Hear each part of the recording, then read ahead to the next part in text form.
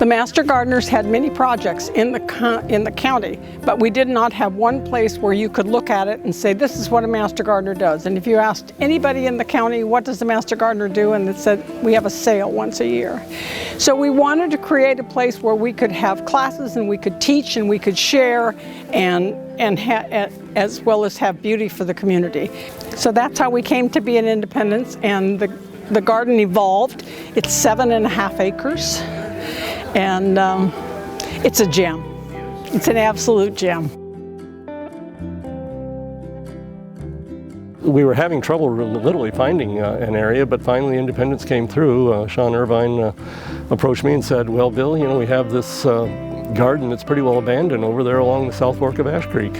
And he said, you know, I suppose if you want, you could use as much or a little of that as you wanted. And I came over here and looked at it, and when I realized, well, gee, there's a creek over here, and hey, this isn't too bad, I went back immediately and said, we'll take it, we'll take it. And so then we started just laying out and designing, you know, a series of gardens.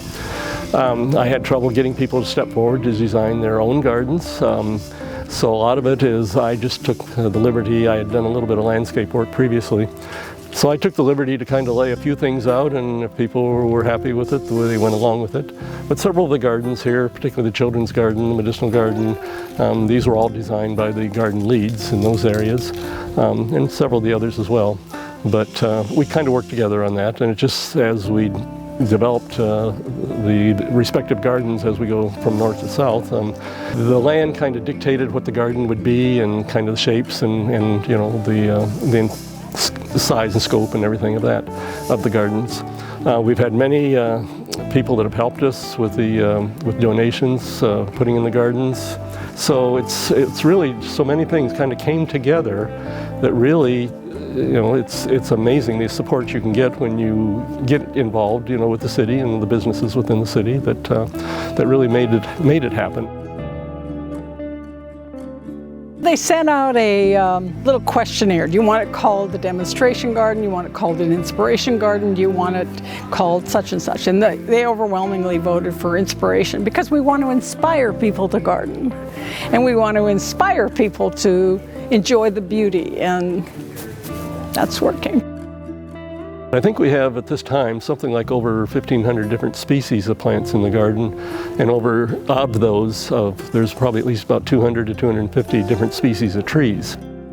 Well, we have a variety of perennials that start at the entrance of the garden, and they change, you know, as the season goes on, and a lot of those are gone in the wintertime. And our vegetables all go to the El Coran food bank. We harvest those, and we've been very, very passionate about that.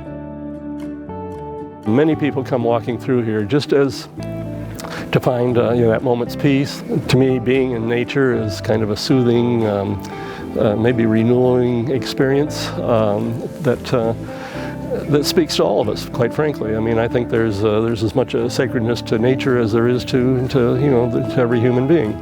So it's just one of these things where you're offering something then to the city, which is more than just the garden itself. But obviously the garden is what makes it all happen. Even if you don't want to dig in the dirt, how can you not be moved by walking through? Whether it's this park or some other park or some trail in the mountains, it's Mother Nature at her best.